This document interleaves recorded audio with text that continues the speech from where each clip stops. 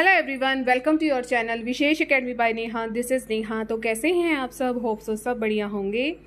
तो guys, channel पर चल रही थी हमारी हिस्ट्री की क्लासेस बीए सेकंड सेम की, जिसमें मैं आपसे यूनिट 3 डिस्कस कर रही हूँ। चैप्टर नेम है हमारा कन्नौज पर आधिपत्य को लेकर त्रिपक्षीय संघर्ष। बहुत बहुत इम्पोर्टेंट चैप्टर है आप सबके लिए और इसके 2 पार्ट्स जो हैं अपलोड हो चुके हैं। आज बारी है पार्ट 3 की। तो चलिए वीडियो को स्टार्ट करते हैं। तो थोड़ा सा हम रिवाइज कर लेते हैं कि हमने पीछे क्या किया है। तो कन्नौज पर आधिपत्य को लेकर त्रिपक्षीय संघर्ष हुआ है। 3 महान शक्तियों में जो है संघर्ष हुआ है, जो कि है गुर्जर प्रतिहार, पाल वंश और राष्ट्रकूट वंश। तो मैं आज आपको बता दूं कि गुर्जर प्रतिहार आपका 2 पार्ट्स में हो गया है। तो आज हम बात करेंगे पाल वंश की। पाल वंश को मैं आज अब कंप्लीट करवा दूंगी और फिर आपको परसों जो है राष्ट्रकूट वंश आपको मैं करवा दूंगी। ठीक है। तो इस तरह जो है 3 प्रमुख राजनीतिक शक्तियों का उद्भव हुआ है और ये कन्नौज पर ये तीनों शक्तियां अधिकार करना चाहती थी। ये हर्षवर्धन की राजधानी थी, बहुत ही ज़्यादा समृद्ध थी। तो इसी वजह से इनके लिए इस चीज़ कन्नौज के लिए इन तीनों शक्तियों के बीच में बहुत ज़्यादा संघर्ष हुआ है। तो मैंने आपको पढ़ाया था गुर्जर प्रतिहार वंश के बारे में, जिसमें मैंने आपको नागभट्ट प्रथम के बारे में बताया, वत्सराज के बारे में बताया और आपको ये बताया था कि जो नागभट्ट द्वितीय है बहुत ही आपका इम्पोर्टेंट शासक है। पार्ट 1 आप देख लीजिएगा। रामभद्र के बारे में करवाया मैंने आपको। देखिए उज्जैन, फिर मैंने आपको ये हैंड रिटन नोट्स प्रोवाइड किए जिसपे मैंने आपको फिर से एक बार रिवाइज करवाया था कि नागभट्ट प्रथम और वर्सेस दंती दुर्ग ये राष्ट्रकूट शासक था, जिसमें नागभट्ट प्रथम जो है हार गया था और दंती दुर्ग इसमें जीत गया था।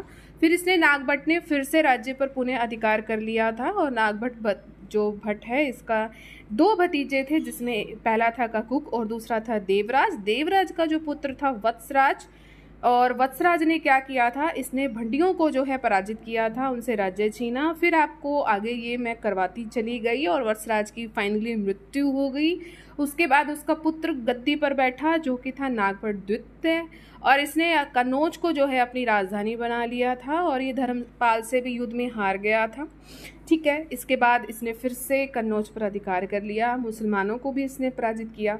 फिर इसके बाद हमने पार्ट 2 में पढ़ा था रामभद्र के बारे में। ये नागभट्ट द्वितीय का पुत्र था रामभद्र और ये बहुत ही ज़्यादा दुर्बल था, अयोग्य था।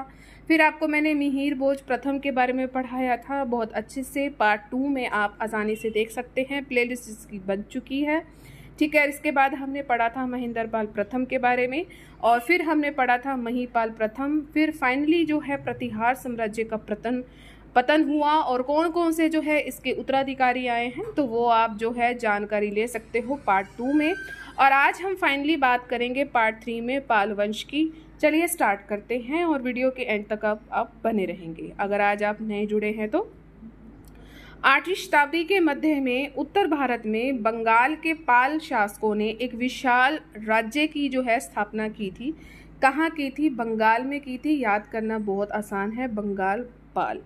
तो बंगाल के पाल शासकों ने एक विशाल राज्य की स्थापना की थी और जब हर्ष का जो समकालीन था शशांक, उसकी मृत्यु जब हुई थी, तब उसकी मृत्यु के बाद बहुत ज़्यादा बंगाल में अराजकता फैल गई थी, यानी कि सब कुछ तहस नहस हो रहा था। और इस अराजकता में 3 शासकों को मौत की नींद सुला दिया गया था और निर्बल लोगों का शक्तिशाली लोग शोषण हद से ज़्यादा कर रहे थे। कहानी को समझिए कि कैसे पाल वंश अस्तित्व में आया। तो इन परिस्थितियों ने बंगाल के लोगों को इस निष्कर्ष तक पहुंचाया कि जब तक बंगाल में एक शक्तिशाली सरकार की स्थापना नहीं होगी ना, तो तब तक उनके दुख का अंत नहीं हो सकता। फिर इन्होंने क्या किया, तो एक गोपाल नामक एक सुयोग्य सेना नायक को इन्होंने अपना राजा बनाया। जो बंगाल के लोग थे ना, तो उन्होंने गोपाल एक सेना नायक था, उसको अपना राजा बनाया और यही सेना नायक बंगाल के नए राजवंश पाल का शासक माना जाता है। यानी कि जो पहला शासक है वो कौन माना जाता है? गोपाल माना जाता है। और पाल शासकों के वंश के बारे में मतभेद है, लेकिन कुछ जो है विद्वान ये चीज़ मानते हैं कि जो पाल वंश के लोग थे वो उन्हें क्षत्रिय मानते हैं। विद्वान उनको क्षत्रिय मानते हैं। उनके निवास स्थान के बारे में भी निश्चित रूप से कुछ नहीं कहा जा सकता।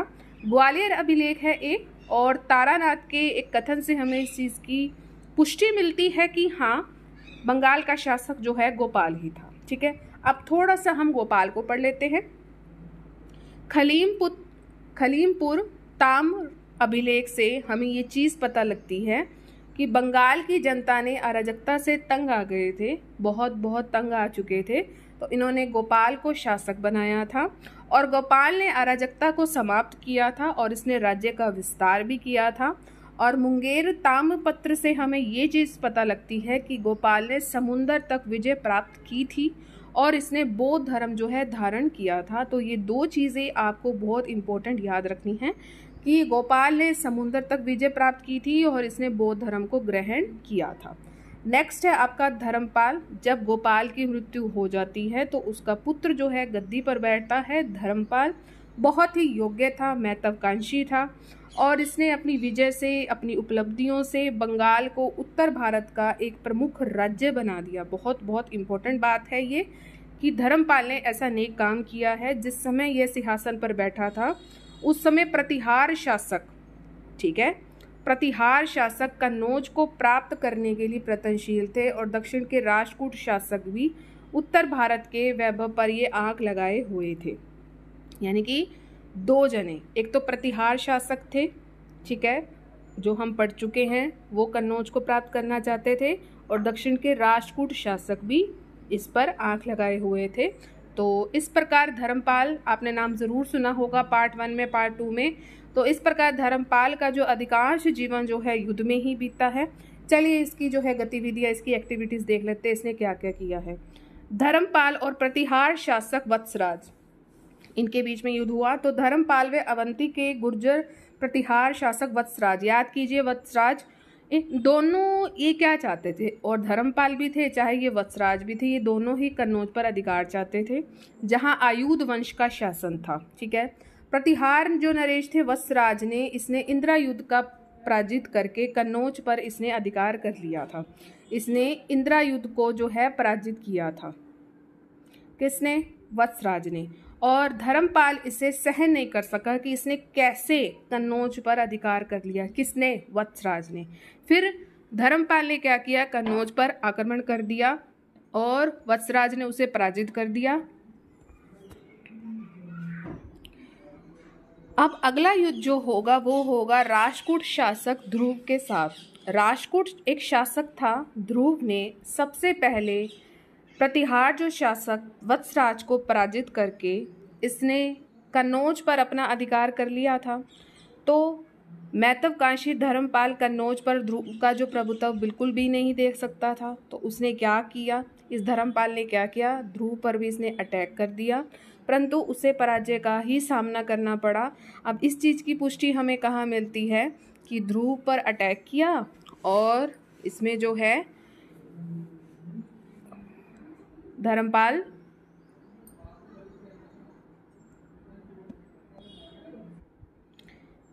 बेटी आ गई थी। तो क्या बात है, हम ये कर रहे थे कि धर्मपाल ने क्या किया था, ध्रुव पर अटैक किया था और उसे पराजय का सामना करना पड़ा था। और इस चीज़ की पुष्टि हमें कहाँ से मिलती है, संजन और सूरत अभिलेख से हमें इस चीज़ की पुष्टि मिलती है। अब हम आगे बात करेंगे कि धर्मपाल का कन्नौज पर अधिकार हुआ था, उसे पढ़ते हैं। राष्ट्रकूट जो नरेश थे ध्रुव शीघ्र ही आंतरिक कलह के कारण दक्षिण लौट आया था, ठीक है। तो इस चीज़ का लाभ किसने उठाया, धर्मपाल ने। अभी अभी ध्रुव को हराया था ना, इसने ध्रुव को अटैक किया था और ये इससे हार गया था। कौन, धर्मपाल। धर्मपाल इससे हार गया था, ध्रुव ने इसको हराया था ना धर्मपाल को। अब क्या हुआ कि ध्रुव के बहुत ज़्यादा कलेश हो रहे थे तो वो वापस लौट गया, दक्षिण लौट गया। और इस चीज़ का फ़ायदा किसने उठाया, धर्मपाल ने उठाया। तो धर्मपाल ने फिर से कन्नौज पर अधिकार कर लिया और कन्नौज पर अधिकार करने के उपरांत उसने कन्नौज में एक दरबार का आयोजन किया और इस दरबार में जो है चक्रा युद्ध का जो है राज्याभिषेक किया गया।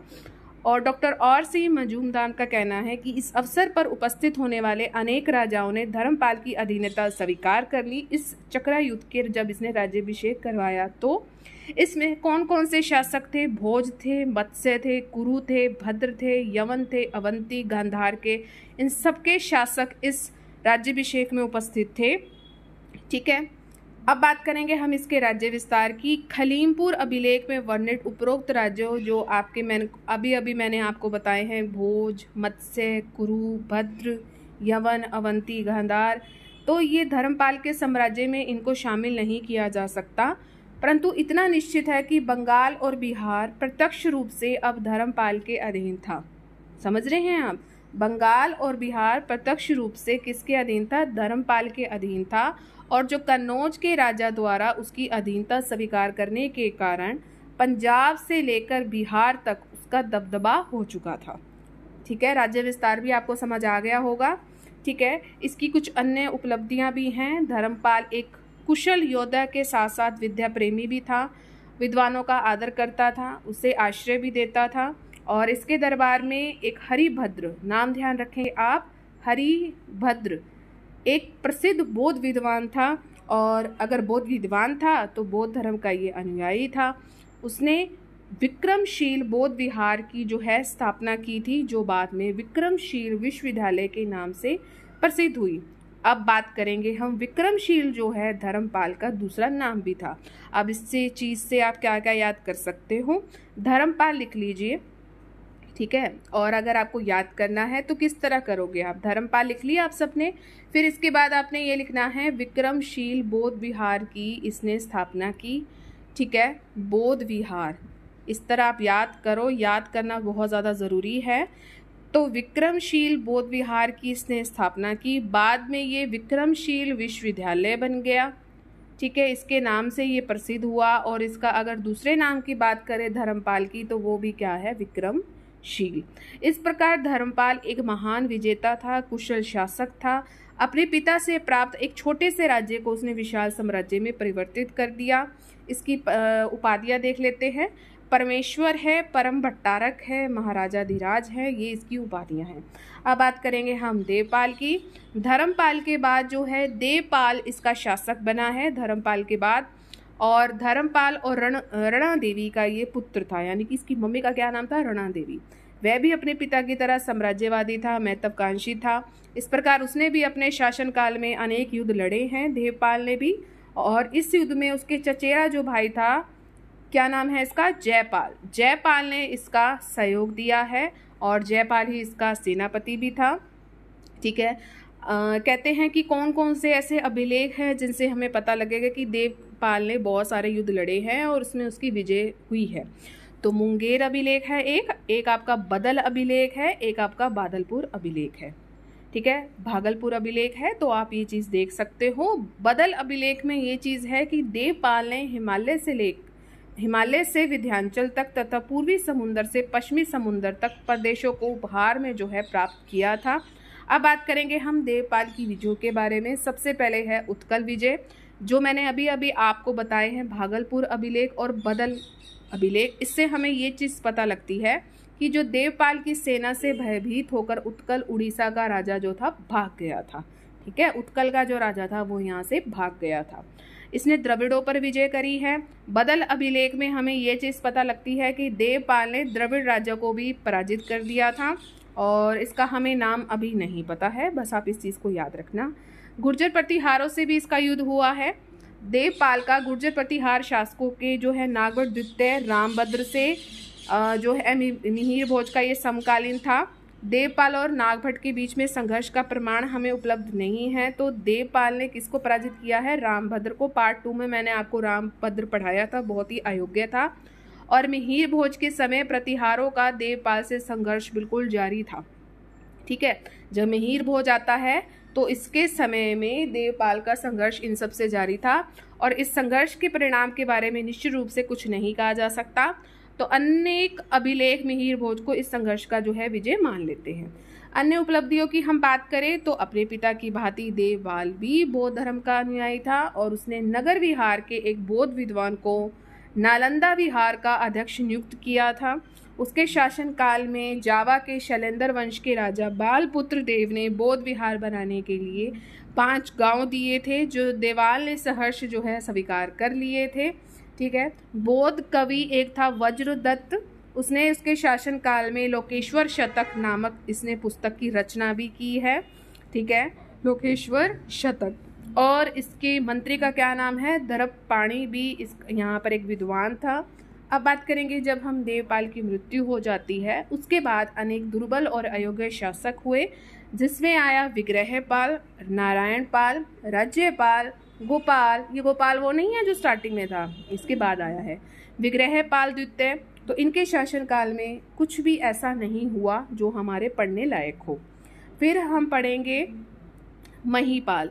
जब विग्रहपाल ये जो द्वितीय है, इसका उत्तराधिकारी महीपाल जो है बंगाल का शासन बना। कब बना? 1988 ईस्वी में। तो इस वंश का ये योग्य शासक सिद्ध हुआ। उसने अपने पराक्रम से पाल वंश की खोई हुई प्रतिष्ठा को पुनः स्थापित करने का प्रयास किया। अपने पूर्व के शासकों के समय में खोए हुए प्रदेशों पर उसने पुनः अधिकार स्थापित किया। चोल शासक राजेंद्र प्रथम और कलचुरी नरेश गंगेदेव के आक्रमणों ने महीपाल की प्रगति को अवरुद्ध कर दिया और इस कारण उत्तर भारत की राजनीति में विशेष भाग ये ले सका था।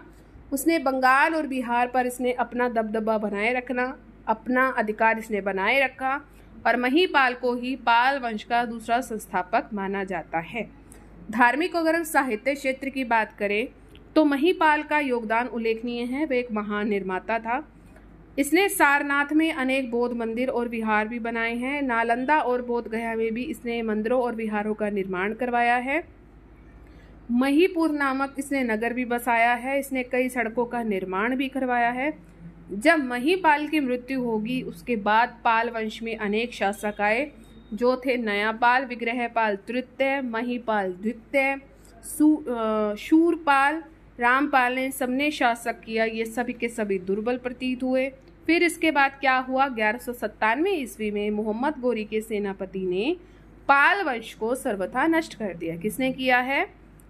1197 में मोहम्मद गोरी के सेनापति ने। तो इस प्रकार पाल शासकों ने बंगाल में लगभग 4 शताब्दियों तक राज्य किया है और उन्होंने बंगाल और भारतीय संस्कृति में महत्वपूर्ण योगदान भी दिया है। इस पाल शासन का महत्व क्या है? तो पाल के 400 हमने अभी पढ़ा है ना, 4 शताब्दियों तक। तो 400 वर्ष के शासनकाल में बंगाल में राजनीतिक या सांस्कृतिक दृष्टियों से अभूतपूर्व विकास हुआ है। इन्होंने बौद्ध धर्म को राजकीय धर्म घोषित किया और उसको पतन की तरफ ले जाने के लिए भी रोका है। पाल शासकों ने बंगाल और बिहार में अनेक चैत्य बनवाए हैं, विहार बनाए हैं, मूर्तियां बनवाई हैं। पाल शासकों ने शिक्षा और साहित्य के जो विकास को भी इन्होंने बहुत ज़्यादा प्रोत्साहन दिया है। उन्होंने सोमपुरी, विक्रमशील, उदंतपुर में शिक्षण संस्थाओं की स्थापना करवाई है। धर्मपाल के प्रयत्नों से विक्रमशील विहार ने विश्वविद्यालय का रूप धारण कर लिया। 12वीं सदी तक यहाँ 3000 जो है विद्यार्थी शिक्षा ग्रहण करते थे। बौद्ध धर्म तथा दर्शन के अतिरिक्त यहाँ पर व्याकरण, न्याय, तंत्र आदि की भी शिक्षा दी जाती थी। दीपकर हो गया, रक्षित हो गया, ज्ञानपाद हो गया, रतन व्रज हो गया, यहाँ के प्रसिद्ध विद्वान थे। कौन कौन थे? दीपंकर, रक्षित, ज्ञानपाद और रतन व्रज। ठीक है। और यहाँ पर संध्यायकर नंदी इस काल के प्रसिद्ध विद्वान थे जिन्होंने रामचरित्र की ख्याति रचना की थी। हरिभद्र थे, वज्रदत्त थे, चक्रपाणी थे, इसके अन्य विद्वान थे। तो इस तरह आप देख सकते हो कि पाल शासन का क्या महत्व रहा। तो इस तरह आपका पाल वंश अब समाप्त हुआ। तो कैसा लगा ये सेशन? उम्मीद है अच्छा लगा होगा। अब आपको मैं करवाऊंगी राष्ट्रकूट वंश। ठीक है। सेशन अच्छा लगा है तो प्लीज़ आप सब ये लाइक ज़रूर करके जाएं, शेयर आप मैक्सिमम करें आपके जितने भी एजुकेशन ग्रुप हैं। सब्सक्राइब का रेड बटन उसे ज़रूर प्रेस करें और ऑल पर ज़रूर क्लिक करें ताकि चैनल पर जितनी भी वीडियोस आएँ उसकी नोटिफिकेशन आपको टाइम टू टाइम मिलती रहे। तो मिलेंगे अपने नेक्स्ट सेशन में। Till then thank you so much for watching. Bye bye guys and take care.